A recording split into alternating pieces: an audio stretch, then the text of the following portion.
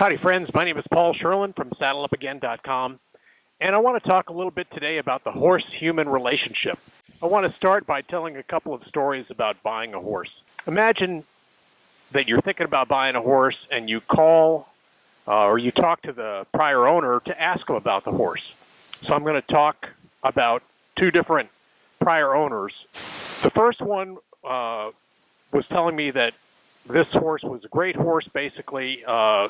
It was used as a ranch horse, and I said, well, did the horse ever buck you off? And she said, only once, and that was because we got into a wreck, and I'd roped a cow, and the horse had to jump the cow that I'd roped as to get out of this wreck, and that bothered him so much that he bucked me off. But she also told me about a situation where she'd roped another cow, and she'd forgotten to tighten the cinch on the saddle. The saddle slid up the horse's neck, and the horse still held the cow, and that's that's pretty amazing. Another story: I was talking to the owner, and he said that the horse was a jughead, basically, and wasn't really good for that much. He said that he'd used him as a team roping horse, but he was a header, not a heeler. And he said you really needed to work him up to a sweat before you took him into the arena because he just didn't behave very well in the arena. I asked if the horse had bucked him off, and he said several times. And he said there was one time when the horse was mad.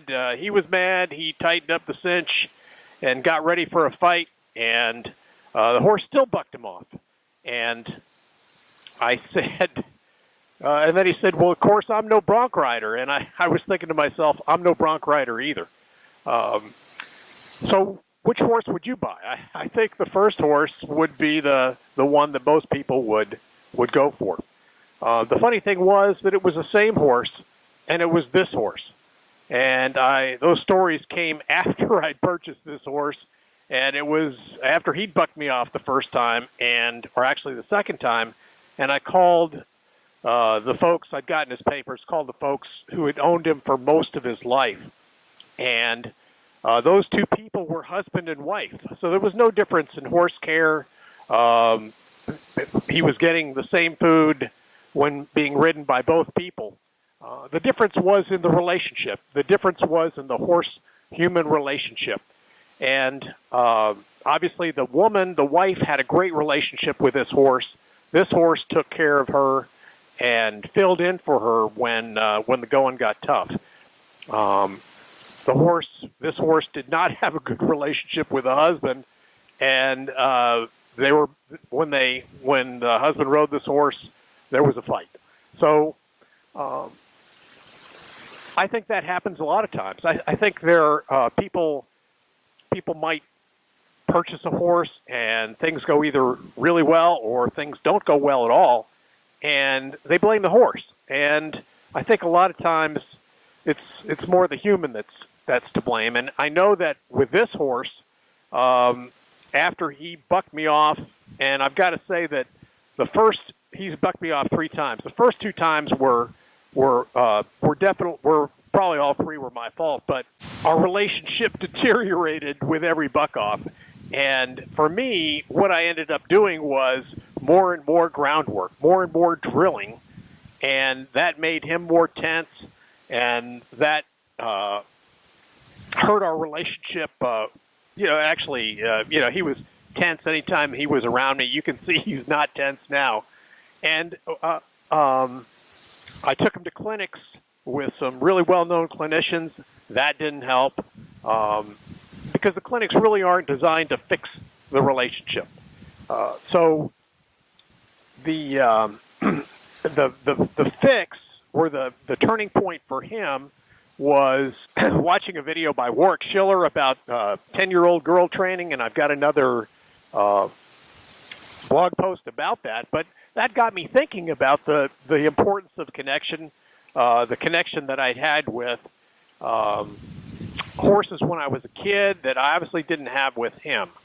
And So I changed what I did, and the turning point day was when I took him into the round pen, which had been the scene of a lot of drilling, and he could do the exercises in Buck Brannaman's Groundwork DVD automatically.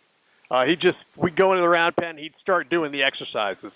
But the difference, the change in our horse-human relationship was when I went into the round pen and I sat on the mounting block and just didn't do anything. And he automatically just started to go to the fence because I normally worked him at Liberty, and he'd just start running around the pen and start bucking. And I had talked with some clinicians, and they had advised, well, don't let him get away with it.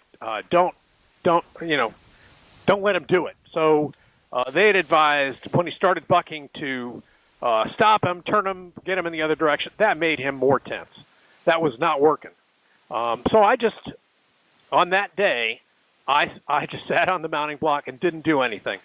And he started to the fence and looked at me and just stopped. And then gradually, over about 10 or 15 minutes, he walked up to me and he lowered his head and he just exhaled, and his eyes were half closed. And he stood there, not grazing, not wandering off, just stood there next to me with his eyes half closed. Yeah, it was a moving moment, and that was the turning point. And since then, I've really changed the way I've worked with him and with my other horses, and it's made all the difference in the world. So if you've got a horse that you're having problems with, take a look at your relationship.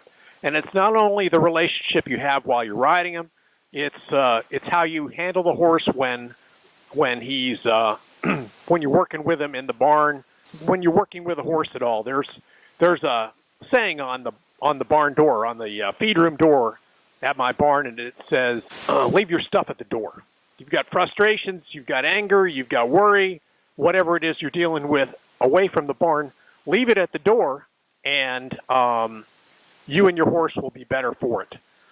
So if you're having problems with your horse, please think about that, and take a look at your relationship, and you may find that you have a different horse if your relationship with your horse improves. That horse-human relationship is incredibly important, and I hope that maybe this story helps you out a little bit. So this is Saddle Up Again. I'm Paul Sherlin. Thank you for watching.